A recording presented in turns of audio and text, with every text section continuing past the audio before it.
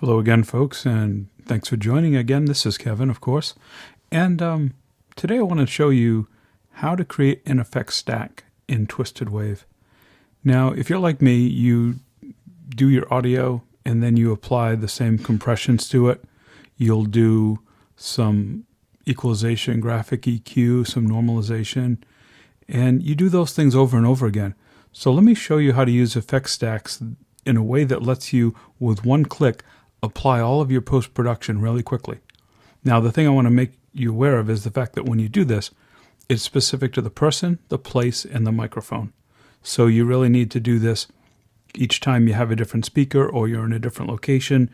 You really need to be specific to your environment. But anyways, we are here in Twisted Wave, so this is some raw audio. I haven't done anything with it. This is just straight recorded, hasn't been touched yet at all.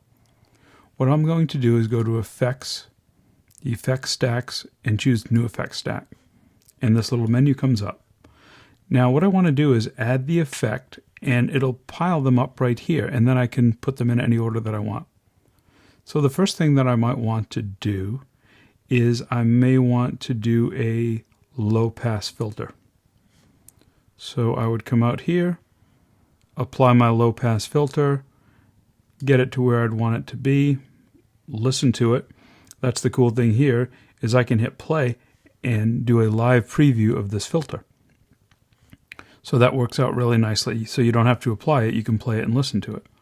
Now the next thing I may want to do is I may want to go and do, let's pick graphic equalization. So one of the things I like to do, if we were to start flat, this is the way it would start, as flat, is my voice sometimes can be a little bit deep, so I like to drop out a little bit of the low end and maybe give a little bit of a bump to the high end. But again, as I was saying, this depends on the type of microphone you're using too.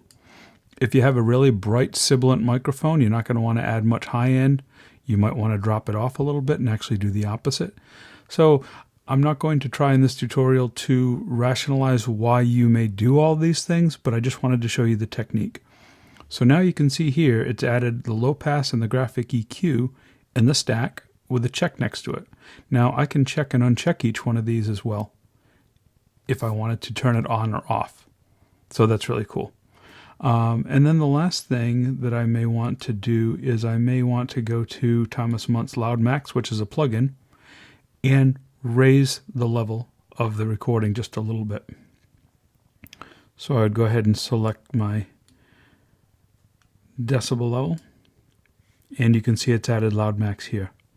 Now the last thing that I'm going to do after I'm done with this is normalize.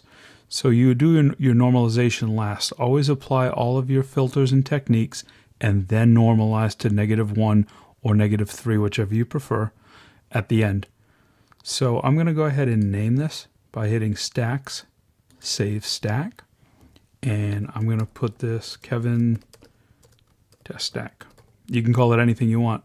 So the cool thing is Twisted Wave will remember this, and you can just choose Kevin's Test Stack next time you do dry audio.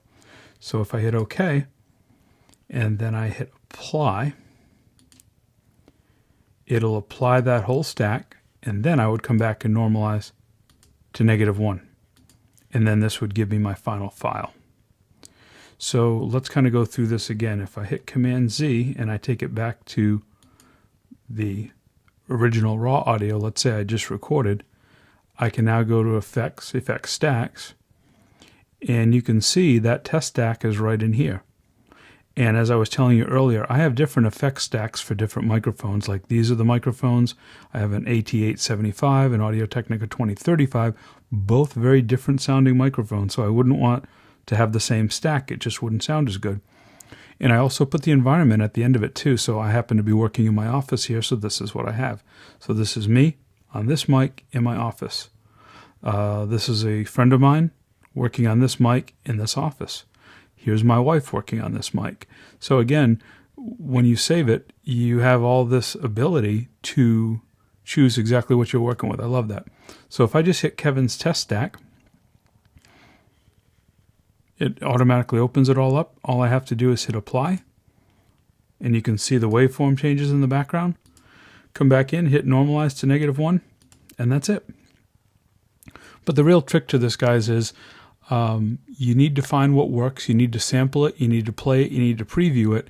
And you can always resave it. That's the cool thing about it. So if I was in here and let's say I wanted to play around with it a little bit, you just hit play and it'll play through. And you can move your sliders and your filters to get it just the way you want it. And you can always come back here and hit Save Stack and it will resave your changes. So let's say I didn't quite want the way this sounded and I wanted to do this and bring up a little bit of those lows. I can come back to Save Stack, just resave it. It'll say Kevin's stack already exists. Do you want to replace it? I'll hit replace. And then I just apply it and I'm good to go again. So that is a really, really cool feature, guys. I hope you are able to use it and make use of it. It's something where you don't have to repeat the same thing over and over again if you work in the same environment on the same microphone. And I often find that I do. So I hope that's as helpful to you as it was as fun for me to bring it to you. Enjoy. And I want to thank you again for watching. And as always, guys, we'll see you next time.